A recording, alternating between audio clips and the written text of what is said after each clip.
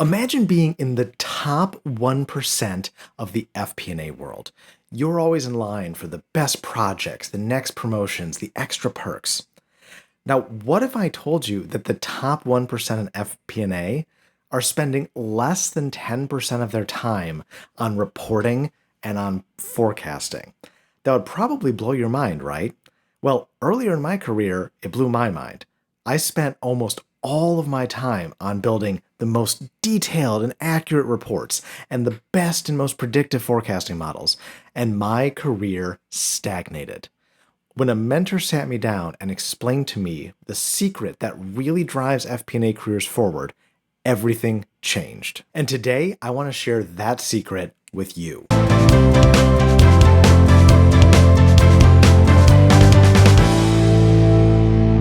If you're new here, I'm Mike. I'm a senior FP&A leader, and over the last decade, I've worked in companies everywhere from brand new startups to the Fortune 100. In that time, I have done my share of reports, plans, you name it.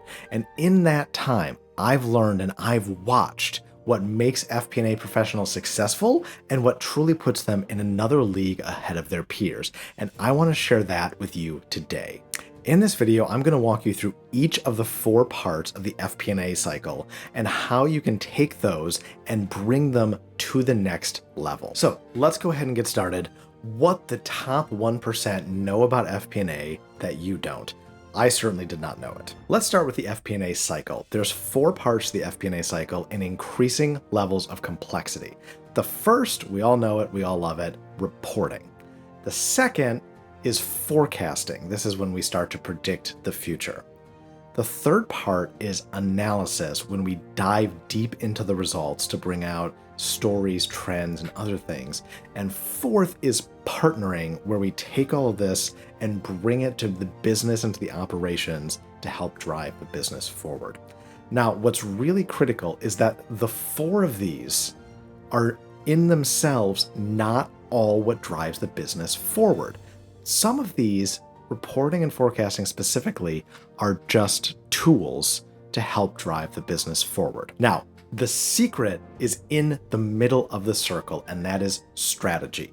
Each of these 4 parts of the process are tools to drive action. They are not in and of themselves what is important to the company.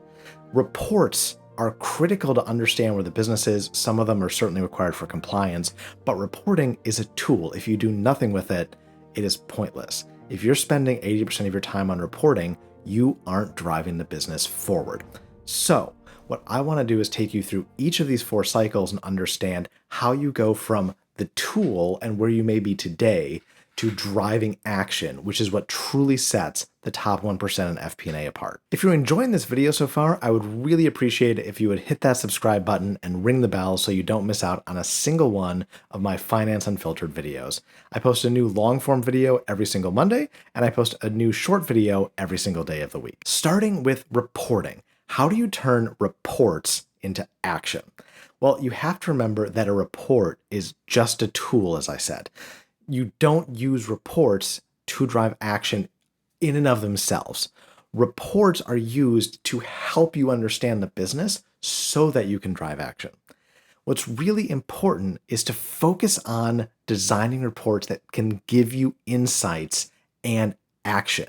That means that it is not about putting out a wall of numbers. Never, ever, ever put out a wall of numbers. If you have a wall of numbers anywhere other than the appendix, your presentation sucks. Just going to say that. One message per chart, graph, whatever. You want to design your presentations, your materials to pull those insights out. And how do you pull those insights out? You follow the rule of whys. Look for the biggest drivers of change in the business, whether that's versus your plan or your budget or the market or your prior year. What were the 2 or 3 biggest things that changed? No more than 2 or 3. No more than 2 or 3.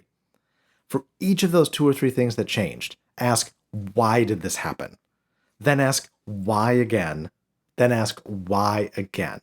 And show those steps from the big picture down to the details, because at that detailed level, that's where you can take action. Let me give you an example of what this might look like for a restaurant, right? Restaurants have P&Ls. You've got your revenue, you've got your cost of sales to give all the food, you've got labor, and you've got your other expenses. And what a lot of people will do is they'll print out a report saying, here's the income statement, here's all of our different costs and revenue. There you go. We made money, we lost money. But what if your revenue is up and your labor is up more than your revenue? Well, why is your labor up more? Oh, you find out that you were short-staffed and you had to run overtime.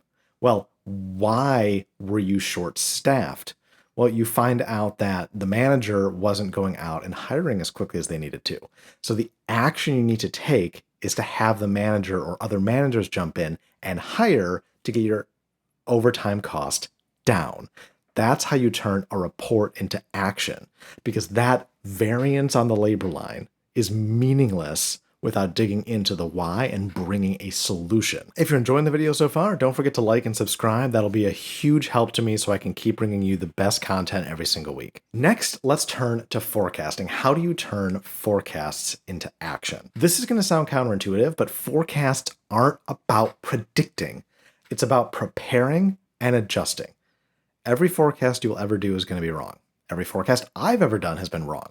What matters is that we are guiding the business with the best available information, and most importantly, testing ourselves against that to understand where we went wrong and how we need to adjust. You want to focus on key business drivers. Going back to that restaurant example, your business drivers would be things like your labor hours, your menu cost, the number of napkins you need to give everybody in the restaurant. Those are your business drivers, and you need to understand if you're off from the driver, what happened. If your food cost is up, but you have more food costs because you served more guests, great. That's a positive story. That's what you want to happen. If your food cost is up and you serve the same guests, you have a problem. You should be spending more time on why you missed your last forecast than on building the next forecast. Yes, you want accurate forecasts, but accuracy means, within 3 to 5%. It's about understanding, again, why the drivers changed. This is 80-20 rule. 80% of your time should be on taking action and looking at past forecasts to improve and adjust the business versus actually building your forecast. You also have to remember that scenario planning in this case is your best friend. Once you have those business drivers, build several scenarios. What's the best case, the mid case, worst case?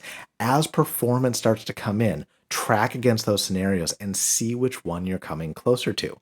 In the case of the restaurant, maybe you put out a marketing initiative and you have a best case and a worst case for what this drives. Best case is maybe your guest counts go up 20%. Worst case is maybe they don't change at all and you spent all the money. So build out these scenarios to show what the P&L looks like in both situations. Maybe you actually end up worse if the marketing doesn't work and you don't want to do it. But regardless, you want to build these scenarios, and if you drive this marketing campaign, you start to understand quickly which way you're heading, and you can help the operations team pivot as quickly as possible. Next, how do you turn analysis into action? As I've said, analysis is not about explaining every single variance. This is where the rule of whys becomes critical. Find out where you are over-delivering on your forecast and copy it. Send it to other parts of the business. Send it to other lines on the P&L. Find out where you're under-delivering and go fix it. These are the actions. You're bringing your leadership ways to copy good performance and fix underperformance. Hidden trends can be game changers. When you find things that don't make sense and you dig into those whys, you may find these learnings about over-delivering and under-delivering, and then turn those into action. To really drive action, you need to collaborate with other departments. Talk to marketing, talk to sales, talk to your operations. Please talk to your operations. Talk to any of these teams that have data and analytics and bring it in. Finance is in a really unique role, having the financial story, to be able to bring in these other partners and data points and tell a cohesive story that, again, drives action. Because when you bring in the people who have the ability to take action, finance outside of the finance function does not have the ability to take action. So when you bring in these partners that can take action, you're already a step ahead in the game because they're there, they're along for the journey, and they're ready to take action. And most importantly, I see so many people just look at the numbers for their company in front of them. You have to look outside the company. What's happening in the macroeconomic environment? What's happening with your competitors? Are there things you need to be aware of and prepare to adjust for? Are there things that are working for a competitor that you're not doing, or things that they're struggling with that you are potentially doing? Turn those into actions and actionable insights and see how they can apply to your company.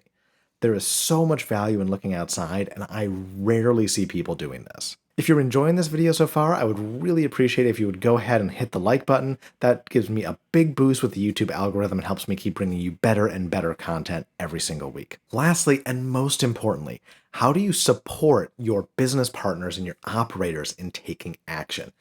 First, as you do these other steps, the reporting, the forecasting, the analysis, you want to bring advice that aligns with the company and department's strategies. Now, sometimes you may identify a potential new strategy, but you want to always be in the framework and supporting what the senior leadership of the company has laid out and helping bring actions that match that context and drive the company forward along those lines. It is critical to be proactive in identifying opportunities.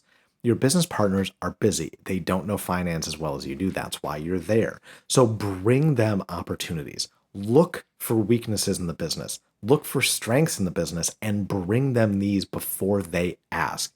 You have to remember, your role in finance is to bring the support, but they look really good if they go and execute on these suggestions you're bringing. So it's a win-win for everybody when you bring them things because it makes them look better and makes their operation run better. You have to build strong relationships. The most successful, the top 1% in FP&A, seem to just know everybody. And that goes for the operation and for finance. You have to build relationships so you can get information, so you can influence, so people trust you and listen to you. And lastly, you have to move fast. I see so many people get stuck in analysis paralysis, in tweaking reports, in tweaking forecasts. 80-20 rule. 80% of your results will come from 20% of the effort. And that effort is getting out good, accurate reports fast, getting good, accurate forecasts fast, doing analysis in a focused and structured way using the rule of WISE, and bringing that to your business partners as quickly and consolidated as possible so that they can pivot and take action. You would not believe how many great ideas I've seen get stuck as someone just keeps analyzing or keeps pulling more in. A product that is 80% done, accurate of course with high quality, but 80% done, that brings them the gist of what they need, they can start taking action. And if they need more information, you can get it. It is better to move fast. If you take away just one thing from this video, it's that FP&A success and becoming the top 1% is about driving action in the business. In everything you do, focus less on the process and focus more on how that process supports you in bringing actionable insights in strategies that can be actually executed by your business partners and your operators today. And doing that fast and through the relationships you have across multiple departments of the company. This is about bringing people together. This is about bringing ideas and action rooted in financial data. Again, the reports, the plans, the analysis, these are tools to get to the end result, which is adding value and driving the company forward. If you've enjoyed this video today, please go ahead and like the video and leave a comment letting me know what you learned, which strategy you're most excited to implement. I read and respond to every single comment I receive. And that's it for today. I'm going to catch you in the next video. Until then, this is Mike signing off from F9 Finance. Cheers.